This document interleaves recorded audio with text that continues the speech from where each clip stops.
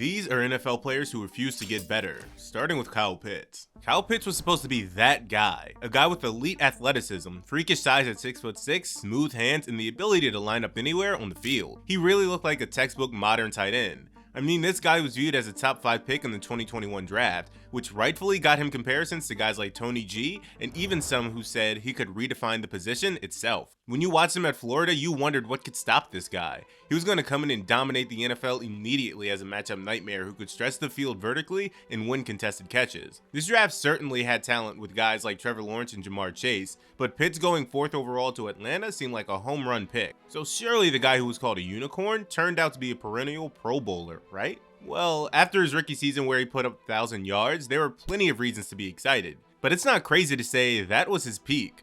Under Arthur Smith and alongside inconsistent QB play, the 2022 through 2024 Falcons were struggling offensively. Pitts was clearly supposed to be the offensive centerpiece for this team at a time, but then Drake London and Bijan Robinson came onto the team and completely took over. He had just 667 yards in 2023 and 602 yards in 2022. He was far from that offensive engine they drafted him to be. Pitts has all the physical tools you could ask for, the size, the speed, the catch radius. In a league that has become pretty pass heavy, those who can exploit mismatches excel, especially at his position. The only real issue is Pitts hasn't gotten any better since his rookie season. He's still the same player, inconsistent hands on contested catches, disappears for stretches, and doesn't play with the physicality his frame suggests, along with not blocking at all. Even with Penix and Kirk Cousins now throwing him the ball in 2025, this is his best year since his rookie season, but barring another explosive performance, he still won't crack 1,000 yards again. For a guy drafted 4th overall with generational talent, Kyle Pitts has been a massive disappointment who simply refuses to evolve his game. Another player who never really got any better was Reggie Bush. Reggie Bush was one of the most electrifying college football players ever seen. The USC running back won the Heisman Trophy in 2005 and was a human highlight reel with his explosive speed, elusiveness, and ability to make defenders miss in the open field. Comparisons to Marshall Faulk and LaDainian Tomlinson flooded draft coverage as scouts marveled at his versatility as a runner, receiver, and return specialist. The New Orleans Saints selected him 2nd overall in the 2006 draft with expectations he'd revolutionize the running back position. His rookie season was solid with 565 rushing yards and 6 TDs on the ground, while adding 88 receptions for 742 yards and 2 more scores through the air. He also returned a punt for a touchdown, showcasing his potential game-breaking ability. Bush finished 5th in Offensive Rookie of the Year voting and looked like a potential dynamic weapon in Sean Payton's offense. But that would really be as good as it got. Over 5 seasons in New Orleans, Bush never rushed for more than 600 yards in a season and averaged just 4 yards per carry. His best rushing year came in 2011 with Miami when he finally eclipsed 1,000 yards with 1,086 on the ground. He added another 1,000-yard season in 2013 with Detroit, posting 1,006 rushing yards and 506 receiving yards. But those were outliers in an otherwise disappointing career. Bush never was a workhorse back and lacked the power to run between the tackles consistently. He never developed the vision or patience to be an elite runner and relied pretty much entirely on his athleticism. When that athleticism diminished, so did his production. Over 11 NFL seasons with 5 different teams, Bush rushed for 5,490 yards and 36 touchdowns on 1,286 carries. Solid numbers, but far from the Marshall Faulk comparisons. Bush was out the league by age 31 after brief stints in San Francisco and Buffalo. For the 2nd overall pick who was supposed to redefine the position, Reggie Bush is widely considered disappointing and never came close to reaching his full potential. He had all the talent, but never developed the complete skill set needed to dominate at the NFL level. Jerry Jeudy had all of the tools to become an elite NFL receiver. The Alabama product was widely considered the best route runner in the 2020 draft class, with silky smooth movements, elite separation ability, and the kind of technical precision that had scouts drooling. The Denver Broncos selected him 15th overall with expectations he'd become their #1 receiver for years to come. His rookie season showed promise with 52 receptions for 856 yards and 3 touchdowns across 16 games. The yardage was solid, but a troubling trend emerged. Jeudy dropped passes at an alarming rate and struggled with consistency. In 2021, injuries limited him to just 10 games where he caught 38 passes for 467 yards and 0 TDs. The lack of production was concerning for a former first-round pick entering his 3rd season now. But even then, the drops persisted and he disappeared in crucial moments. The biggest indictment came when Denver traded him to Cleveland for just a 5th and 6th round pick before the 2024 season. Jeudy signed a 3-year, $52.5 million extension and posted his first 1,000-yard season with 90 receptions and 4 touchdowns. But in 2025, he regressed again with just 40 catches for 531 yards and 2 TDs. The issue with Jeudy has always been mental. He gets open sometimes, but concentration drops, inconsistent hands, and a lack of physicality have defined his career. He has all the talent to be a top-tier receiver, but refuses to fix the fixable flaws that have held him back. Moving on from a disappointing wide receiver to a divisive running back in Leonard Fournette. Leonard Fournette was the best college running back many had seen in years. The LSU product dominated with a combination of size, power, and explosiveness that drew comparisons to Adrian Peterson. When the Jacksonville Jags selected him 4th overall in the 2017 draft, expectations were sky high for a player who looked like a grown man playing amongst boys in the SEC. His rookie season delivered solid production, 1,040 rushing yards and 9 TDs on 268 carries. Fournette played a crucial role in Jacksonville's run to the AFC Championship game, rushing for 242 yards and 4 touchdowns across 3 playoff games. He looked like the workhorse back the Jags had envisioned. But beneath the surface, problems were brewing. Fournette dealt with injuries in 2018, playing just 8 games and rushing for 439 yards. In 2019, he bounced back with 1,152 rushing yards and added 76 receptions for 522 yards, showing improved versatility as a receiving back. However, attitude issues and concerns about his conditioning became increasingly apparent. Reports surfaced of tension with the coaching staff, and he was benched during a crucial game due to what coach Doug Marrone had called an internal issue. After the 2019 season, Jacksonville cut ties with Fournette as part of their rebuild, a stunning move for a former top 5 pick entering his age 25 season. The Tampa Bay Bucks signed him for the veteran minimum in 2020, where he served primarily as backup to Ronald Jones during the regular season. But Fournette found new life in the playoffs, earning the nickname Playoff Lenny by rushing for 300 yards and 3 touchdowns across 4 postseason games, including a Super Bowl ceiling touchdown against Kansas City. He remained in Tampa through 2022, proving solid but unspectacular production. After brief stints with Buffalo in 2023, Fournette found himself out of the league at just age 28. Over 7 seasons, he rushed for 4,518 yards and 34 touchdowns. Respectable numbers, but fell far short of the Adrian Peterson level dominance that was predicted. Another player who never lived up to their predicted dominance was Jadeveon Clowney. Jadeveon Clowney is one of the most hyped defensive prospects in NFL history. The South Carolina defensive end became a household name after the hit in the 2013 Outback Bowl, where he destroyed Michigan's Vincent Smith and forced a fumble in one of the most iconic plays in college football history. But Clowney was more than just one play. He finished 6th in Heisman voting as a sophomore, led the SEC with 13 sacks, and was named a consensus All-American. The Houston Texans selected Clowney 1st overall in the 2014 draft with expectations he'd become the next J.J. Watt. His rookie season was derailed by a microfracture knee surgery, limiting him to just 4 games. In 2015, he played 13 games and recorded 4.5 sacks. Solid, but definitely not dominant, and honestly, it's a little disappointing. But his breakout would finally come in 2016, where he earned his first Pro Bowl selection with 6 sacks and 16 tackles for loss, showcasing the disruptive force everyone expected. Clowney's best season came in 2017, where he recorded 9.5 sacks, 21 TFLs, and forced 2 fumbles, while earning another Pro Bowl nod, and it looked like he'd finally arrived at becoming a really good edge rusher. But that would be the peak. After leaving Houston, Clowney became a journeyman, bouncing from Seattle to Tennessee to Cleveland to Baltimore to Carolina and now in Dallas. Over 12 NFL seasons, he's accumulated just 62 sacks, averaging barely 5 per season. For context, his former teammate J.J. Watt had that in just a 4-year stretch. The issue with Clowney has always been clear. He relies entirely on his natural athleticism rather than developing technique or counter moves. He's disruptive and generates pressures, but elite pass rushers finish plays with sacks. At 32 years old, Clowney remains the same player he was in year 3, physically gifted but fundamentally limited. He's had a solid career for sure, but for one of the most hyped defensive prospects ever and a former number 1 overall pick, Jadeveon Clowney has been undeniably disappointing. And the same would go for the former number 2 overall pick in Chase Young. Chase Young entered the NFL as one of the most dominant defensive prospects in recent memory. The Ohio State edge terrorized college offenses, recording 16.5 sacks and coming 4th in the Heisman Trophy voting as a defensive player in 2019. He was a physical specimen with elite athleticism, a relentless motor, and the kind of production that made him a consensus top 2 pick. The Washington football team selected him 2nd overall in the 2020 draft with expectations he'd anchor their defense for a decade.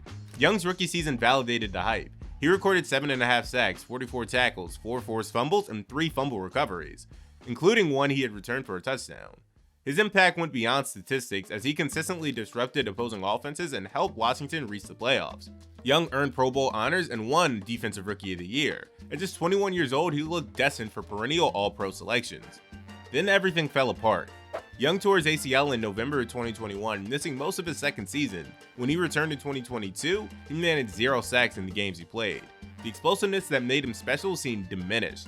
In 2023, Young recorded 7.5 sacks, split between Washington and San Francisco, after being traded midseason. But he was no longer the dominant force from his rookie year. The New Orleans Saints signed Young to a 1-year deal in 2024, then extended him to a 3-year, $51 million contract after he posted 5.5 sacks. The deal was widely criticized given his inconsistent production, and through 10 games in 2025, he has 7 sacks. Not terrible, but a far cry from dominant. At 26 years old with 29 career sacks across 6 seasons, Young has been maddeningly inconsistent. He'll dominate one week with multiple pressures and a sack, then disappear for stretches. The talent that made him a top 2 pick remains evident, but Young has failed to develop the consistency and technique required to become an elite pass rusher. Someone else who struggled with inconsistency is Calvin Ridley. Calvin Ridley came into the NFL as one of the most polished wide receiver prospects in recent memory. The Alabama product was selected 26 overall by the Atlanta Falcons in the 2018 draft, with expectations he'd eventually replace Julio Jones as the team's #1 receiver. Ridley had elite route running, smooth athleticism, and reliable hands that made him look NFL ready from day one. His rookie season showed flashes with 64 receptions for 821 yards and 10 TDs. Then came his breakout in 2020, where Ridley exploded for 90 receptions for 1,374 yards and 9 touchdowns. He earned second-team All-Pro honors and looked like a legitimate star in the making. But that would be the peak. In 2021, Ridley played just 5 games, catching 31 passes for 281 yards and 2 touchdowns before stepping away to focus on his mental health. Then came the gambling suspension. During his time away in November 2021, Ridley placed bets on NFL games, including on the Falcons.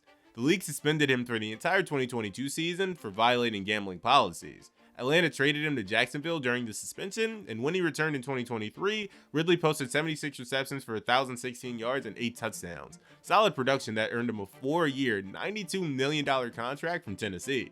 But in Tennessee, Ridley has been a shell of his 2020 self. In 2024, he caught 64 passes for 1,017 yards and just 4 touchdowns on a struggling team. And through 7 games in 2025, before landing on IR, he had just 17 receptions for 303 yards with 0 touchdowns. At 31 years old, Ridley had the talent, but lacks the consistency and urgency that defined his All-Pro season. From one Titan to another, we have Marcus Mariota.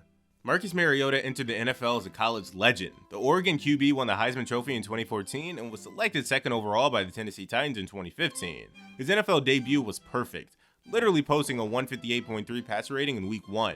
His first 2 seasons showed real promise. Mariota threw for 2,818 yards and 19 touchdowns as a rookie, then improved to 3,426 yards and 26 TDs in 2016, while leading Tennessee to a 9-7 record. In 2017, he helped the Titans reach the playoffs and threw 205 yards and 2 touchdowns in a wild-card victory over Kansas City, throwing one of those TDs to himself.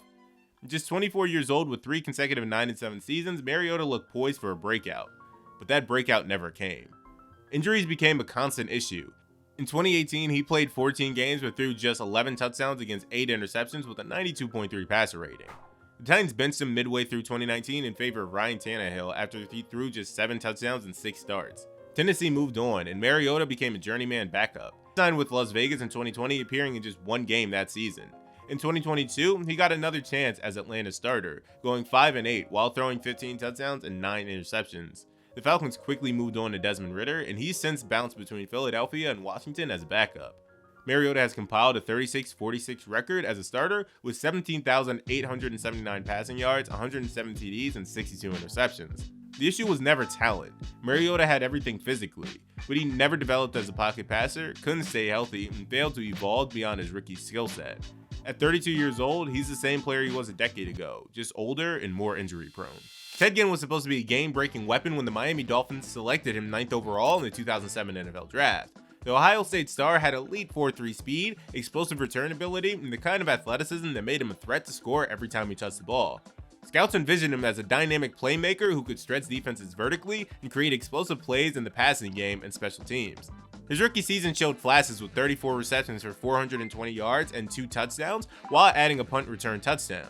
He also led the league with 63 kick returns for 1,433 yards, showcasing the speed that made him a top 10 pick. But a troubling trend emerged immediately. Ginn had stone hands. Drops plagued him from day one, and his route running was raw despite his college pedigree.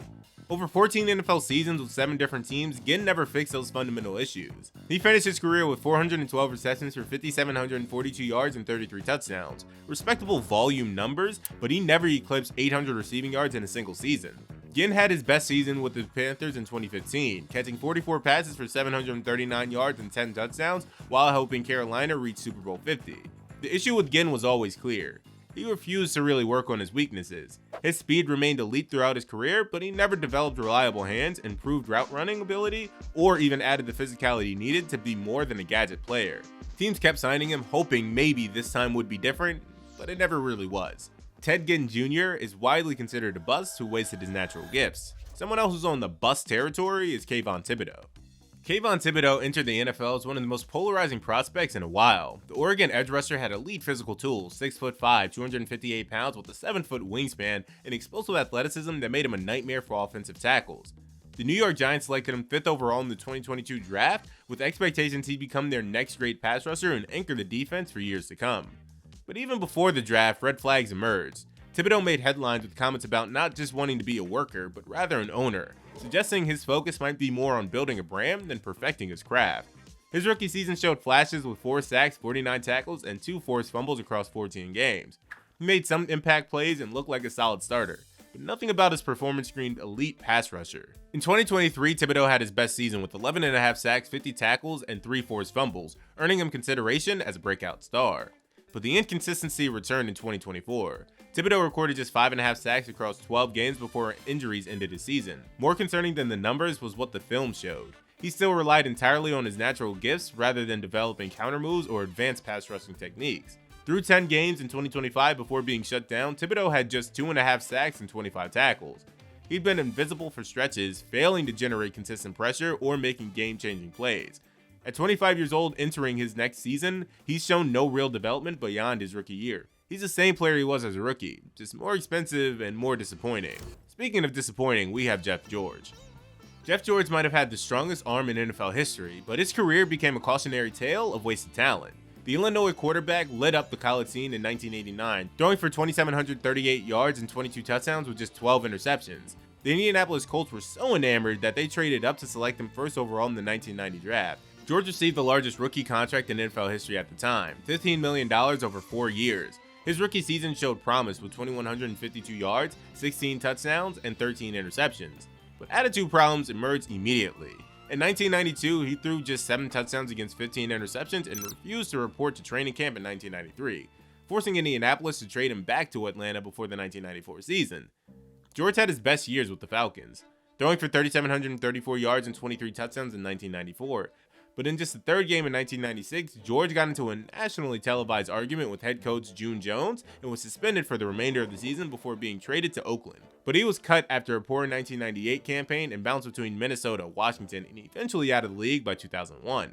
Over 12 NFL seasons with 5 different teams, George compiled a 46-78 record as a starter with over 27,602 passing yards. He refused to develop leadership skills, work ethic, or the mental aspects of quarterbacking. Jeff George is the ultimate example of talent without dedication.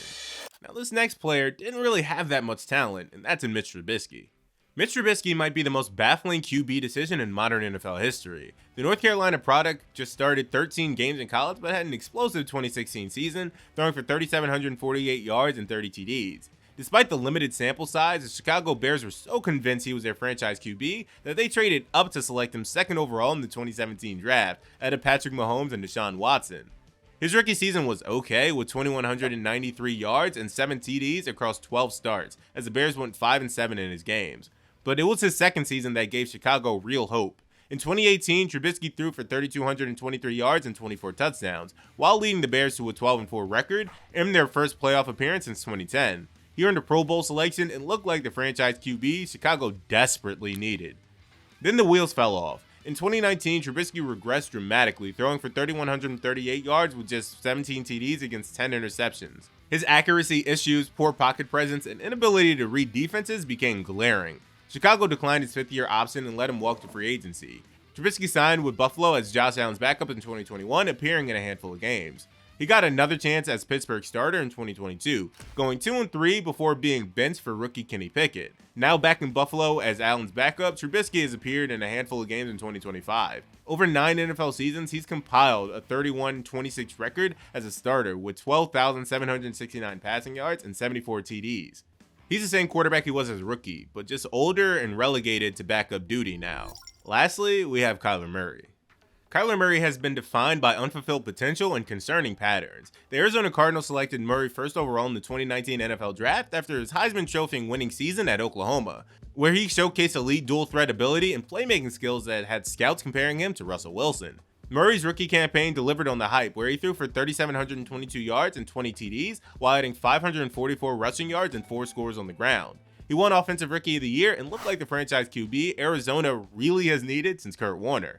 In 2021, Murray elevated his game even further, 3,787 yards and 24 TDs through 14 games, earning another Pro Bowl nod and leading the Cardinals to an 11-6 record in the playoffs. Arizona's playoff appearance in 2021 exposed Murray's limitations, where he completed just 19-34 passes for 137 yards with 2 interceptions and a blowout loss. The real issues became impossible to ignore after the Cardinals rewarded him with a 5-year, $230 million contract extension in 2022. The deal infamously included an independent study clause requiring Murray to complete 4 hours of game preparation weekly. Murray's 2022 season ended after just 11 games due to a torn ACL, and he missed most of 2023 recovering. In 2025, he only played 5 games before a foot injury shut him down for the season. Head coach Jonathan Gannon stated Murray's foot wasn't progressing in the way that we wanted, and that it just wasn't right. And so it seemed as though he was benched for Jacoby Brissett and never will play for the Cardinals again. He's shown flashes of brilliance, but has failed to develop as a pocket passer, improve his decision-making under pressure, or demonstrate the leadership qualities expected from a franchise quarterback. And so there you have it. Those are the NFL players who refuse to get any better. Thanks for watching, and subscribe if you're new.